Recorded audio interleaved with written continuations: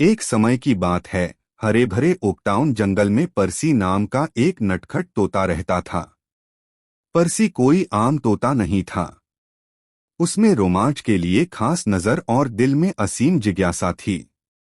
एक धूप भरी सुबह, जब परसी पेड़ों के ऊपर उड़ रहा था, उसने जमीन पर एक अजीब नजारा देखा।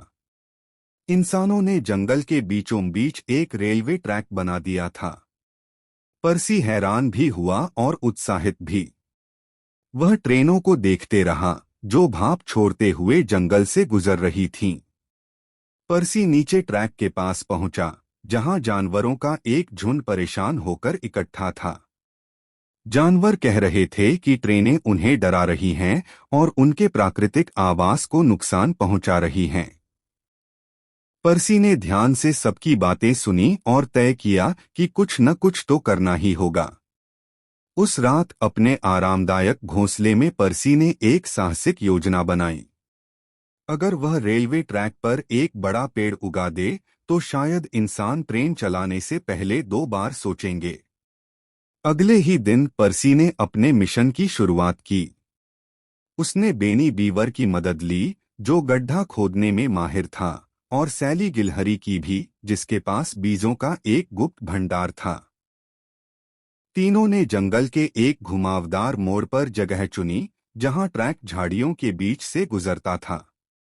बेनी ने एक बढ़िया गड्ढा खोदा और सैली ने ढेर सारे बीज बिखेर दिए। परसी ने अपने चमकदार हरे पंख फड़फड़ाए और पास की नदी से ओस की बूंदें इकट्ठा कर पौधे को सींचा। दिन बीतते गए और सबने उम्मीद से इंतजार किया। आखिरकार एक सुनहरी सुबह, जब पंछी चहचहा रहे थे और मधुमक्खियां गुनगुना रही थीं, मिट्टी से एक नन्हा हरा अंकुर बाहर झांकता नजर आया। परसी और उसके दोस्तों की खुशी का ठिकाना नहीं रहा।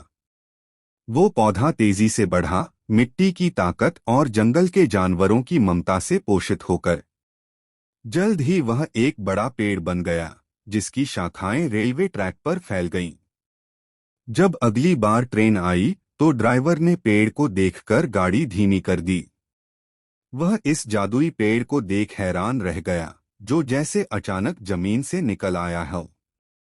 परसी और उसके दोस्त दूर से उड़ते हुए देख रहे थे और खुशी से चहचहा रहे थे।